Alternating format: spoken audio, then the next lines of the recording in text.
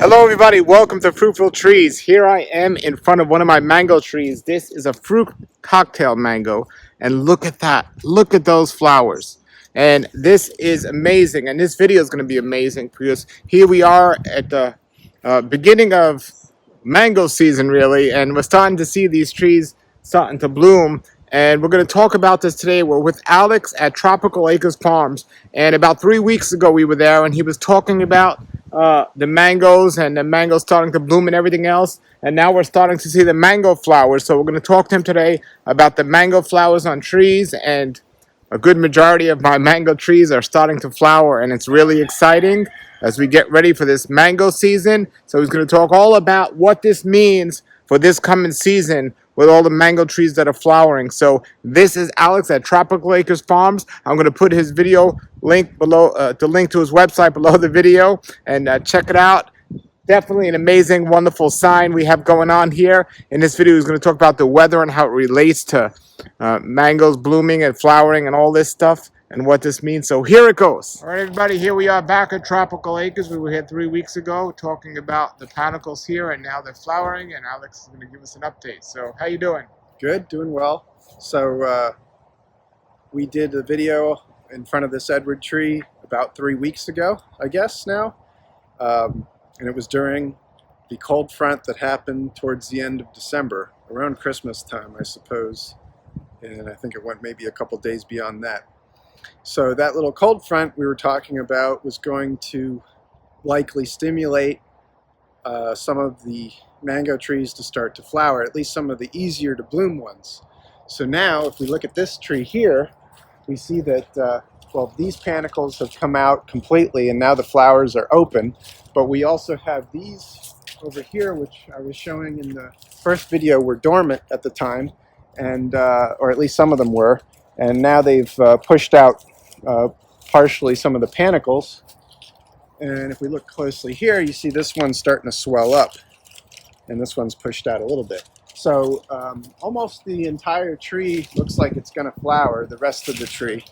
So that's a response to, I guess it was about 5 nights or so of cold weather, where the temperature dropped below 60 degrees Fahrenheit.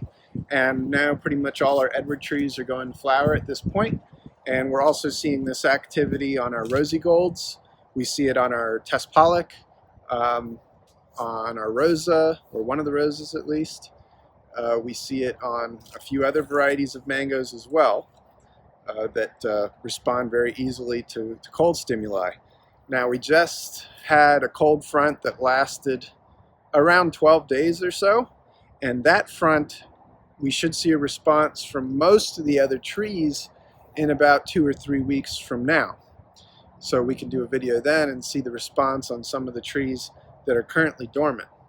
But at least we'll get some, we're getting some response on some of these easier ones, which means that this stuff should be springtime mango, because you have to figure that they'll be setting the fruit in early February, and then maybe about 90 to 100 days for the first mature mangoes to be coming off the trees. So some of this stuff will have fruit in April, and certainly into May. The main bloom that we're expecting to happen won't occur until sometime in February. So, because at this point now we're in the second half of January. I guess today's the 18th or 19th of January. So we'll start to see a response from some of these other trees around here from the cold front that we just had. And we'll probably get some more cold weather between now and the next couple weeks, although right now it's actually pretty warm. So actually that warmth, even though it's not desirable in terms of influencing the trees to produce flowers, it can draw them out of dormancy, and then they hopefully bloom from that cold weather stress. So is that is this normal, or is it considered a good thing, or is this a bad thing? I would say it's a good thing whenever they flower. We don't know what kind of male-female flower ratio we'll get on these Edward trees from the blooms that do emerge. But so far it looks okay. We have some that have opened up their flowers and have already set fruit. So I think we'll certainly get enough off of them to have a spring crop. You know, how will it compare to some of our spring crops in the past? I'm not sure. But we'll definitely have spring fruit, it looks like, on our Edward trees, our rosy golds. We'll have some dwarf Hawaiian in the spring for sure, because we already have developing fruit on those, and pretty much all our dwarf Hawaiian trees are flowering or beginning to flower. They're budding out. So we'll have fruit on those, and a few other varieties as well in the spring. So we're looking at probably a little bit of late March mango on a few things like Rosy Gold and Edward, but it won't be enough to sell. But we'll certainly, I think, have enough fruit during the month of April to start selling fruit to the general public, and into May. And then, assuming a response from the cold front that we just had, the longer cold front on the rest of the trees, I would expect probably we'll start getting mangoes from a lot of those in the second half of May, if they flower in February. So, and then obviously June, July will be in the height of mango season. So some seasons are later or earlier. This year, from what you see, is this one gonna end later or earlier? From what It's harder to say. Okay, so obviously this fruit that's coming in spring, we get spring fruit here every year, so that's early fruit. You know, earlier than probably most of Florida, actually. But the bloom response we get from everything that's dormant right now, if we project that they bloom in February, okay, and they're setting their fruit during maybe the latter half of February, then that's probably a start at the very end of May or early June for most people that see the same response from their trees. In more interior areas or more northern areas of Florida, it will be later than that. Their first fruit probably won't start until the middle or latter half of June. That's normal because they experience cooler nighttime temperatures while those flowers are coming out and while those little fruits are developing. So that slows the process a little bit for them. So a mango that might mature in 90 days or so might take 110 or something like that somewhere else. So you're looking at several weeks later start date, depending on location. But for here in coastal Palm Beach County, southeastern Florida, I would expect that the first fruit from the primary crop, as we'll call it, should be in the later half of May and beginning of June. Now, this Edward tree is a tremendous big old tree. And I know if trees are too young, it's not good to carry mangoes. But if people that have their own personal collection have mangoes starting to flower on their trees, and the trees are old enough to hold fruit, can they expect the same thing? That's a good sign if they're small trees in their yards? Yeah, I would expect that some people with small trees, it's going to depend on the variety. So some people that have like small rosy golds and things like that, absolutely they're going to be seeing flowers coming out of the stems. And so they have to determine whether that tree is big enough to hold on to mangoes. If it is, then just let the fruit mature. But if it's not, the thing to do is to let it set little mangoes and then strip the fruit off after a couple weeks. And then typically the panicles will dry out over the course of a month or so, and then the tree will flush growth at some point in the latter part of spring.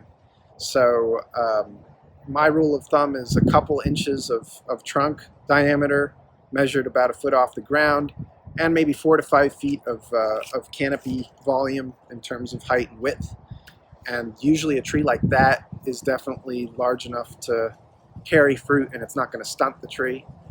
As compared to some of these trees that have very little canopy complexity or very thin trunks, if you let those carry fruit, it stunts them a lot of the time. So you don't want stunted trees, you want slow growing trees. And when the tree is like the size that I'm talking about for letting it fruit at,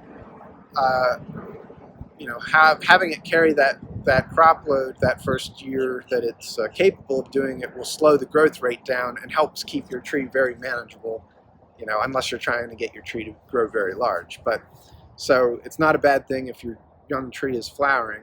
You can determine whether you let it fruit or not. So now, is this a time to shut the water off on mango trees? yeah, so if you're waiting for your mango to flower and it hasn't flowered yet, you should not be irrigating it at this point unless it's a tree that's too small to be bearing fruit to begin with. You usually don't have to water them too much in the winter anyway because they're not growing too much this time of year. They're pretty dormant. But if it's a tree that already has bloom on it or small fruit, then it's actually a good idea to start watering it a couple times a week to keep the soil from drying out. And we are in our dry season now. It's been pretty dry the last couple of weeks, which is phenomenal. I'm really excited because I think that's going to help push the trees to flower a little more than they might have if it was a little wetter. Based on the cold front we got about 12 of 13 nights here in West Palm, about 12 of 13 below 60 degrees it dropped as the low.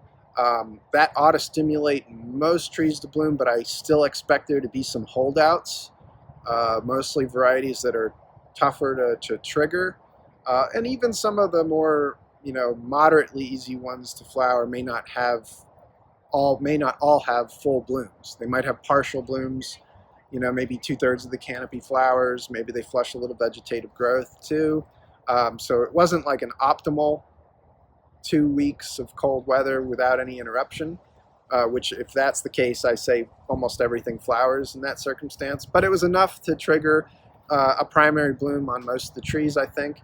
So we'll follow up in a few weeks and see how some of the dormant trees are responding, and if we're getting that primary bloom like we expect. That will carry our mango crop in the summer. Now, some of my trees looked like they were blooming like over a month ago, and then the bloom kind of died out. So, what do you think about trees that look like they were blooming previously? Is it too early in the season, or? Well, it depends on your location. If you're in an area of the state that experienced temperatures in the 30s Fahrenheit, and your trees were flowering, sometimes that results in kind of staminate pollen, and higher embryo abortion rates on the small fruitlets. But in a lot of cases for those folks, they experience more cold weather than we do in southeastern Florida.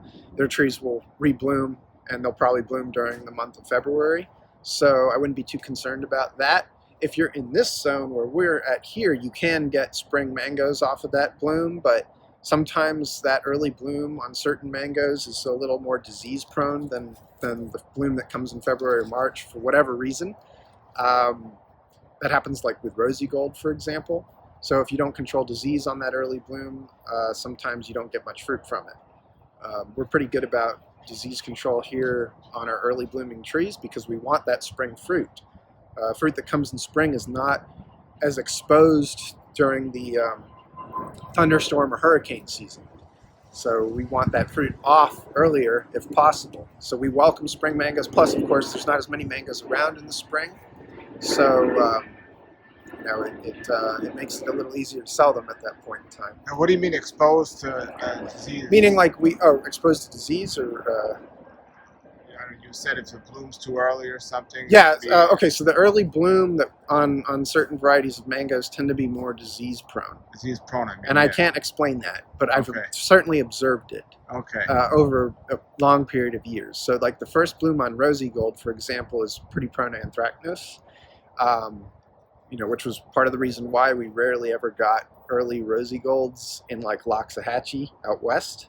Because if we didn't spray that early bloom, they got anthracnose. And then you didn't get any spring mangoes off your rosy gold. It would then flower again when everything else is blooming, and then you'd get like June fruit or something like that. So, and I've seen that a little bit also on Edward and Tess Pollock and some of the other early flowering varieties too. So, so that early bloom, if you want it to carry fruit, you have to be a little more attentive to compared to the bloom that comes. What does that mean, being more attentive to it? Like controlling the disease, spraying to control powdery mildew and anthracnose in particular.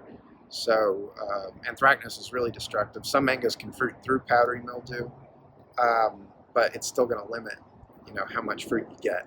So by attentive, I'm saying like you should be out there doing something to control the disease. And also doing the things that you would normally do to promote fruit development. So that would include watering the tree when it's got little fruit setting to encourage it to carry that early fruit that is less likely to stay on the tree. So. All right. Well, this is your big. How old is this tree? It's probably 70 something. This Edward tree is huge. Yeah, it got pruned. I don't know, like a year ago or something like that. So it's not as tall as it was before. But fortunately, it's at a height that it's very easy for me to harvest the fruit with the machine or a picking pole. Obviously, these lower limbs, it's no problem for me to pick the fruit. Sure. So this one's like right by the driveway, so it's very visible. But we Yeah. have, I mean, like if you look at the Edward trees behind us here, these are full of bloom, and they have some small developing fruit that's golf ball size or so. That fruit's going to be coming probably in late March or early April. We don't have too much of that, but this bloom that you see on the tree should turn into fruit. So what's the difference between those and the one behind us that we were just looking at? Any difference?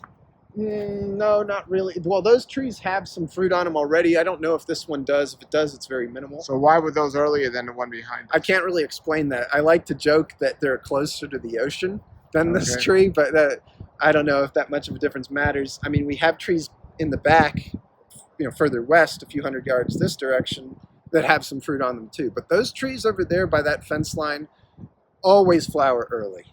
I mean, I've never had a year where those weren't flowering by November. And what's normally, from your past experience, when have you pulled the first fruit off a tree? I usually find the first, well, okay.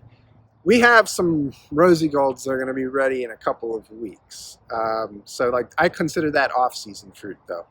In terms of getting the first mangoes of the primary mango season, it's usually between, during the weeks between March 15th and March 31st. I don't remember a time where I had to wait beyond the 30th of March to find a ripe mango.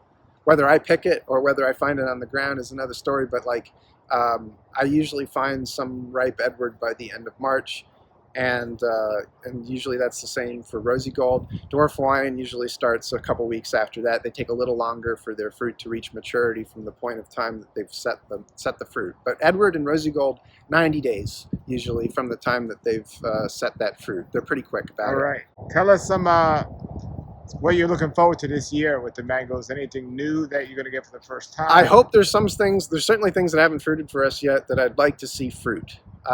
Whether we got enough cold weather to get some of those to flower, I'm not really sure. I'm a little skeptical, but there's definitely some varieties that I would like to see either fruit for the first time or get another chance to evaluate them because they've only fruited once or something like that. And then besides that, I mean, that's the major thing. I kind of want to see how everything flowers off of this 12 out of 13 night cold front that we got. See what kind of response we get given the weather conditions. Every year's a little different, but it would be nice if like 80% or more of the trees would flower. That would be really awesome.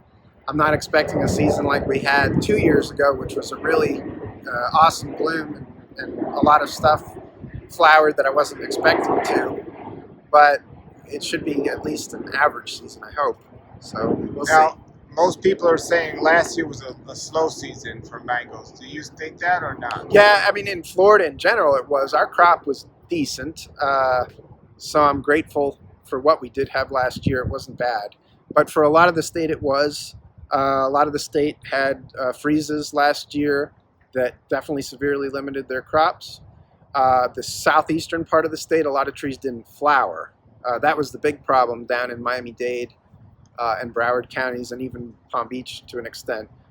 Failure to bloom means you're not going to get fruit. Was that because it just didn't get cold? Didn't get cold enough. So the cold fronts kind of stopped. That pattern's been happening for a number of years now. They kind of stop in the middle part of the state and they don't make it all the way to the southeastern corner of the state like they used to. So that was the issue for them. And then it got too cold in other parts of the state last year. Now this year, the big issue is Hurricane Ian and the effects that it had over in the southwest part of the state. Obviously, a lot of mango production in the area of Lee County and that part in Pine Island, Bokeelia. That area got severely impacted by that storm, as well as some of the areas surrounding there. So we don't know what kind of mango crop is going to come from the southwest part of the state.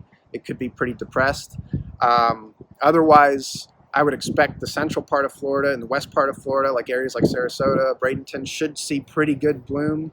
And I don't think they got hurt too bad by these cold fronts, if at all. So should be a good crop, west part of Florida. And I don't know how Merritt Island will do it. It seems they always lag the rest of the state. But southeastern Florida, we'll see.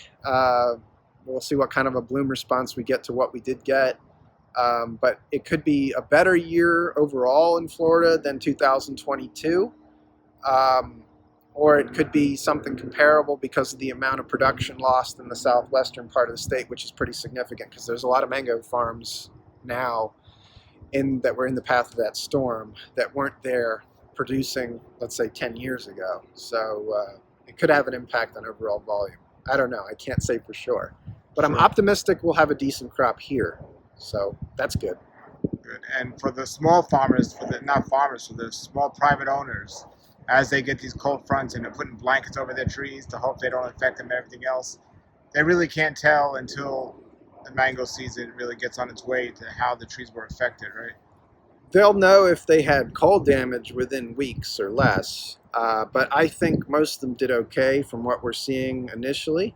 I don't think there was frost, okay? Don't get me wrong, there was frost, but the temperature itself didn't get low enough that I would expect substantial damage for a lot of backyard people. So we'll see, but I would expect a lot of those people should see flowering trees next month. And, they ought to end up with some fruit during the summer. So we'll see how they do. Well, I'm looking behind you. It's a different subject, but I see a beehive there that either you painted it or I haven't seen that there before. Is that a new beehive that's there? Not too new. Jack put that there last year, I think, at some point. So he's the one that handles all the beehives. And how many are around the grove? Good question. There must be, I don't know, I feel like there's like a dozen spots now, but in terms of like stacks and stuff, but I'm not sure. They're placed in all different parts of the property now to encourage pollination amongst the trees. The bees don't love mango flowers, but when they visit them, they do a really good job of pollinating. Do flies pollinate as well? Or just flies do most of the pollination, and then ants and wasps do some of it too. They're more likely to visit mango flowers than honeybees are, but honeybees are more efficient in terms of distributing the pollen compared to flies. But like in terms of who's responsible for most of the pollination, it's flies for the most part. So what's better to have, flies or bees? If you can have more bees, it's better, but it's not necessarily realistic. Some years they like to visit the mango flowers and some years they don't. If there's an alternative source of pollen, the bees are more likely to visit the alternative than they are to visit mango flowers. But we get pretty good bee activity on our flowers, and maybe we can do a video on that once the flowers have really opened up on a lot of the mangoes and see what the bee activity's like. They definitely love to visit, the mames and the avocados and the sapodillas and stuff.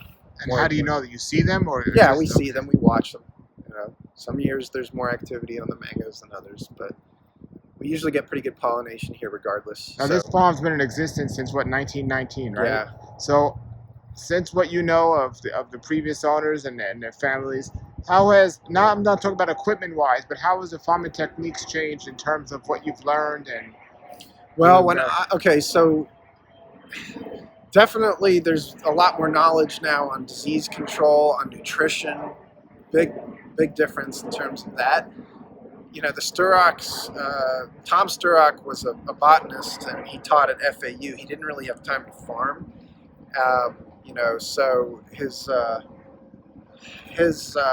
father, David, did a lot more farming, a lot more nursery stuff. And, his time was from the 60s and before, 70s and before. After the 70s, it was Tom and his wife and his children living here.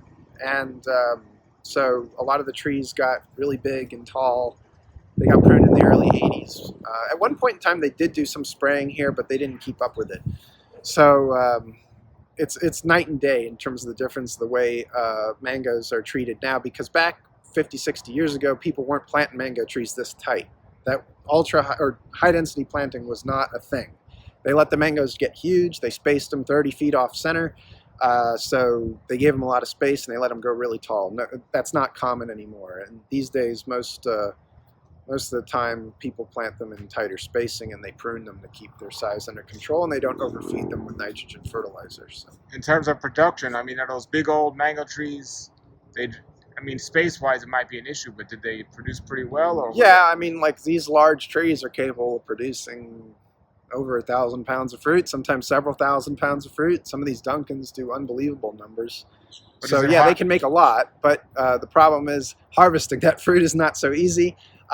Maintaining the tree at that size is not easy, so it's not recommended. You can fit more trees in the space that you allow these big trees to occupy, and they're much more easy to manage, so you're more likely to get consistent crops.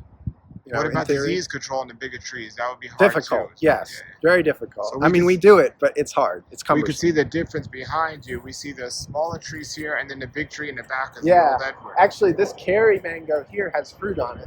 Oh, look at that. That's a Kerry mango. Yeah. In the So top we of had some really early. Wow, good amount of So we'll have some real early carries, and you can actually see its flowering too. These stems, very see, cool. are still dormant, and these stems should wake up in the next 2 weeks or so, I would expect. Kerry usually responds pretty quick to bloom stimuli if it's going to respond. So I think the rest of these canopies on the Kerrys should go. We already have some Angie trees, which is a hybrid of Kerry and Edward. We already have some Angies that have flowers on them, so that's a pretty good sign. And then the Rosy Golds here, the Rosy Golds have fruit on them, which is pretty close to ready. You can see up in the canopy there's some developing ones, but we have some bigger There's actually ones. a mango there. There's a couple of mangoes on there. Yeah. But like the good thing is that now they've got open bloom, right? But then they've got swelling buds on them, so any unbloomed part of the canopy on Rosy Gold is going to flower. So there's pretty much there's actually some mangoes on the floor there. Yeah, these got knocked over by the wind, but it's not that big of a deal. But there's pretty much no dormant buds left on these, very few. They're all starting to swell up. Now, so in grafting reasons, you want to get the wood when it's swelling, but this isn't a good time because it's too cold. Is that correct? Right. I mean, these are going to flower. So if we Yeah. grafted this, and even if the graft takes, right, it's going to push out bloom. And if that happens, it's not desirable. We want them to flush growth. Like if we're grafting them, we want leaves, vegetation, not inflorescence. So, Sure. And then there's the big one in the background. Look at yeah. that. Wow. So you can see this is pretty That's well the lit up. Edward. There's still a few stems that are just starting to push, especially towards the bottom of the canopy, but most of the tops got fully emerged panicles. How big would you say that tree was? How many feet? I don't know, 50 plus feet tall. Wow. Maybe it's taller than that, I guess. It might be 60 feet now. I'm not Has sure. that ever been bigger, or that's the biggest it gets? It's the biggest I've seen it because it's never had a serious prune, but we get an enormous amount of fruit off of this tree. And it's got very good sun exposure compared to some of the other trees that were like shaded by their neighbors. This tree, a lot of airflow, a lot of sun, so it always makes a lot of Is that the biggest fruit. tree on the property? No, I don't know. I mean, like there's one back further that's probably taller. I don't know how tall that tree is, but it's along the border, and it's probably over 60 feet tall. Mangoes don't get much taller than that in Florida because A, they get damaged by hurricanes at some point in time, and B, they get micronutrient deficiencies that cause canopy dieback eventually, and then they just kind of regrow, but they kind of top out around that height. There might be taller trees. I'm not saying there aren't, but usually the biggest mango trees I see are around that size. And if you wanted to cut that back, you can't cut it too small because it's so big for so long, right? Right.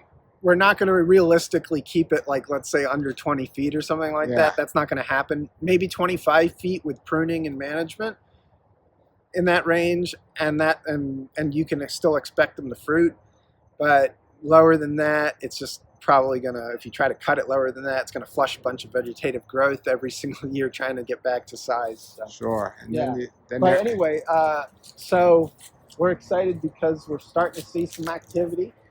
Here's a Karen Michelle mango that's starting to show some bloom, but this is an example of a tree that most of the stems are still dormant on, and I hope to see a response from this in like 3 weeks or so.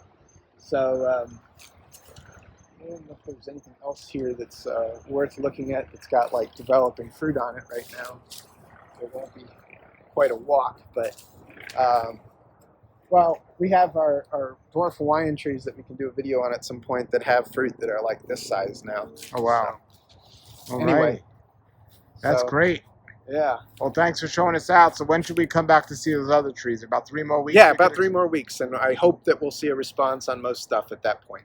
All right, everybody, check the link out below the video here for the website and everything they're growing here, and everything you can order when they're in season. But they have trees for sale right now that they ship in the mail. Yep, we're still shipping trees if the weather allows us to. Some places are a little cold at the moment to ship to, but definitely we're seeing a lot of interest in people wanting to plant trees in the new year, and that's exciting. And we got increasingly more varieties as some of the stuff that we grafted in the fall of last year starts to become ready as we inch towards spring.